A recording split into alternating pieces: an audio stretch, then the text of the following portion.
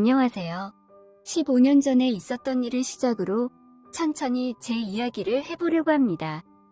당시에 저는 노총각이었고 시골에서 농사를 짓고 있었는데 과일 농사는 너무 어려워서 채소 쪽을 주로 했습니다. 제가 주로 농사를 짓던 건 배추였는데 배추 가격이 지금처럼 비싸지 않아서 그때 당시만 하더라도 그렇게 큰 돈을 벌 수는 없었습니다. 그래도 땅이 넓어서 나름대로 먹고 살만한 수준으로는 농사가 잘 됐던 것 같아요. 가지고 있는 땅이 워낙에 넓은 편이다 보니 이 모든 걸 혼자 하기가 당시에는 상당히 벅찼습니다. 그래서 안 되겠다 싶어서 마을 사람들에게 서로 품앗이를 하며 부탁을 하려고 했는데 마을 사람들조차도 서로 자신의 농사일이 바쁜 터라 그마저도 어려운 상황이었죠. 그래서 저는 어쩔 수 없이 일당을 주고 일하는 사람을 고용하기로 마음먹었습니다. 그래서 고용업소에 전화해서 일주일 정도 사람이 필요한데 사람 한 명만 보내줄 수 있냐고 물어보니까 농사 쪽은 남자들이 안 가려고 한다면서 아줌마 한 명을 보내준다고 하더라고요. 일당도 비싸게 줘야 하던데 아줌마들도 일을 잘하냐고 물어보니까 걱정하지 말라고 말하며 똘똘한 사람으로 보내줄 테니까 일당이나 두둑하게 챙겨달라고 말하더군요. 그래서 그날 바로 수확을 도와주러 아줌마 한 명이 왔고 그 아줌마는 오자마자 통통하게 익은 배추들을 보면서 배추들이 정말 탱탱하게 잘 익었다면서 속이 꽉 차서 맛있을 것 같다는 말을 하더라고요. 당연히 배추를 보면서 할 수 있는 이야기이지만 그동안 혼자 일했던 밭에서 낯선 아줌마가 저런 말을 하니까 뭔가 모르게 이상야릇한 느낌이 들기도 했습니다. 아무튼 아줌마는 저한테 뭐부터 해야 하냐고 물었고 우선 배추를 하나씩 따서 카트에 옮겨 담으면 된다고 했습니다. 배추 따는 방법은 제가 알려드린다고 말하며 아줌마 옆으로 가서 보여주니까 저에게 멋있다면서 제 팔뚝을 만지더라고요. 그러자 얼굴이 붉어지면서 그렇게 안 봤는데 정말 남자답다는 말을 하더라고요. 하라는 일은 안 하고 이상한 분위기를 만드는 아줌마를 보면서 괜히 저까지 수줍고 어색함이 느껴졌습니다. 아무튼 그렇게 배추밭에서의 일이 본격적으로 시작됐고 아줌마는 배추를 하나하나 정성스럽게 잘 따냈습니다. 일하던 중 드디어 점심 먹을 시간이 돼서 중국집에서 시켜 먹겠다고 말하며 짜장면 짬뽕 중 뭐가 좋냐고 물어보니까 아줌마는 짬뽕이 좋다고 하더라고요. 그렇게 저희는 짬뽕 하나, 짜장면 하나 시켜서 배추밭 근처에서 점심을 먹었는데 짬뽕이 너무 안 맵다면서 고추 있으면 좀 달라고 하더라고요. 저는 순간적으로 뜨끔했지만 한켠의 고추도 조금 기르고 있었기 때문에 하나 따서 줬는데 고추가 아주 큼직하게 좋다면서 제 눈을 똑바로 쳐다보면서 말하더라고요. 이 아줌마의 모든 행동과 말이 뭔가 좀 애매하게 다가오는 것 같았습니다. 우리가 평상시 쓰는 말이고 우리가 평상시 하는 행동 같았지만 저 아줌마가 하면 뭔가 다른 느낌을 준다고 해야 할까요? 타고난 음탕함이 있는 여자 같았습니다. 그러다 보니 괜히 별것도 아닌 것 가지고 이상하게 느끼기도 하고 기분이 야릇해지면서 어떨 때는 긴장돼서 땀까지 흘릴 정도였습니다.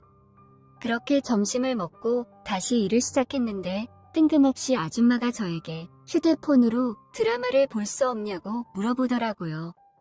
저는 드라마를 안 보기 때문에 라디오가 없다고 대답하니까 일하는 건 좋은데 너무 심심하다며 뭐라도 들으면서 일하고 싶었는데 아쉽다고 말하더군요. 그러면서 저에게 말을 걸기 시작했습니다. 이야기하면서 일하면 더 시간이 잘 가지 않겠냐면서 그때부터 이것저것 물어보기 시작했습니다. 결혼은 하셨냐? 이 농사는 언제부터 시작했냐? 6시 내 고향에 출연해 봤냐 등 온갖 걸 다 물어보더라고요. 조금씩 대답을 해주니까 어느 순간부터 그 아줌마는 저에게 대답하기 곤란한 질문들까지 쏟아내기 시작했습니다. 왜 그 나이 되도록 결혼을 못했냐고 물어보는데 혹시 남자로서 문제가 있는 게 아니냐는 말까지 서슴없이 하더라고요. 저는 그래도 남자이고 제가 고용한 사람한테 이런 말까지 들어야 하나 싶어서 아줌마에게 화를 냈고 그러지 않아도 노력하는 중인데 기분 나쁘게 말하지 말라고 했습니다. 비록 노총각일지라도 아무래도 슬슬 결혼은 해야 할 것 같다는 생각이 들어서 이곳저곳 수소문해봤지만 농촌으로 결혼을 오려는 여자는 없었다고 말했습니다. 아줌마는 저에게 요즘 여자들은 대부분 그렇다고 하지만 자기는 농촌으로 시집 오는 것도 나쁘지 않다고 생각한다며 자기도 농촌에 시집 왔지만 결혼에 실패하여 지금은 혼자라고 말하더군요. 그러면서 아줌마는 그럼 외국인 아내랑 결혼할 생각은 안 해봤냐고 하며 요새 그게 대세라고 하더라고요.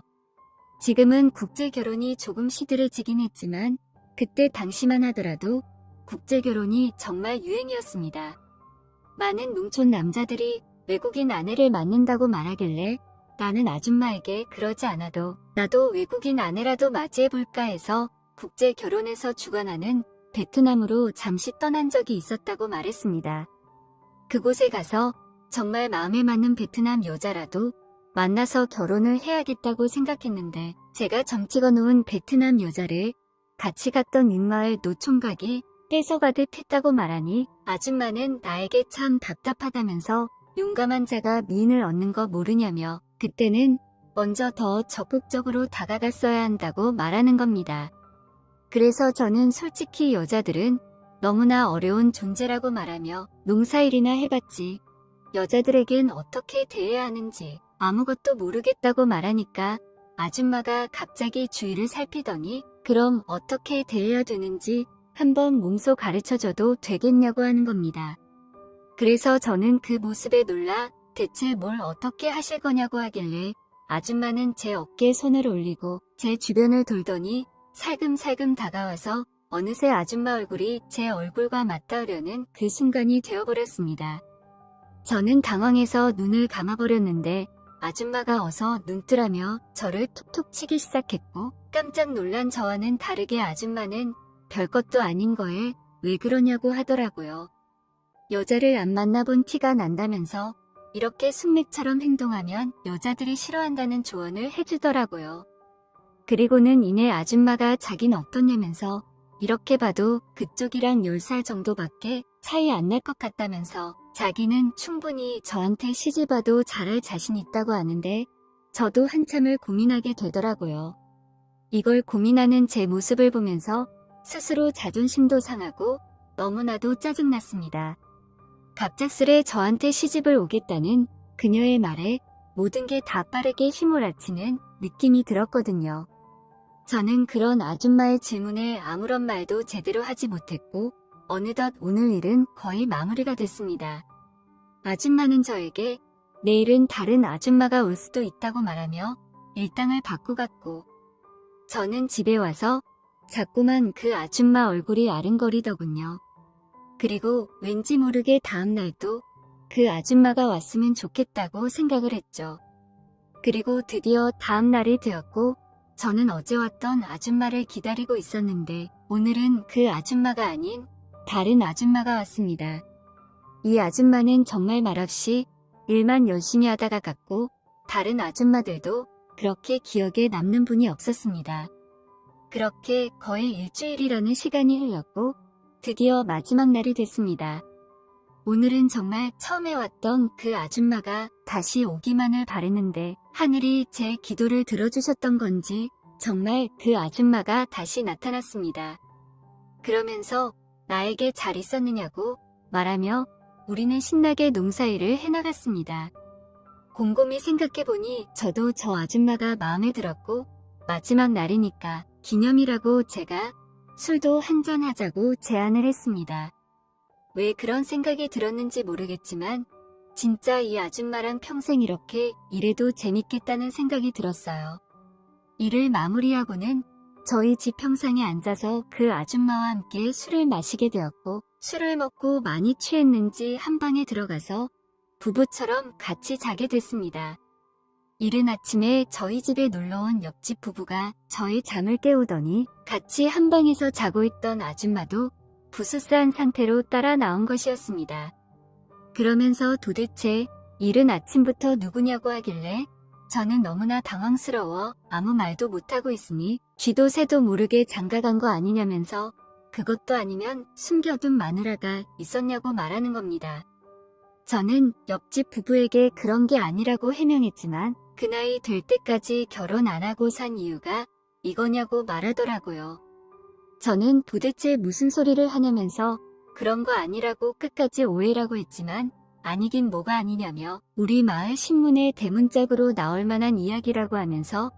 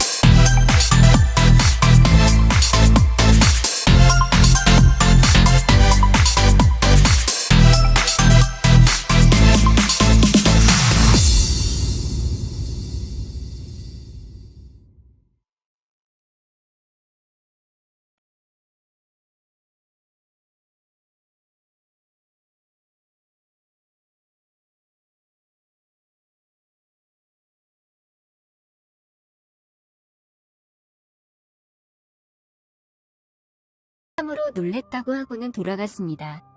그 뒤로 그 소문은 온 마을 사람들 귀에 다 들어가게 되었고 저는 그 아줌마에게 마음도 있겠다, 소문도 다 퍼졌겠다, 그리하여 그 아줌마랑 미래를 약속하게 되는 지경까지 이르게 됐죠. 사실 잘 맞았거든요.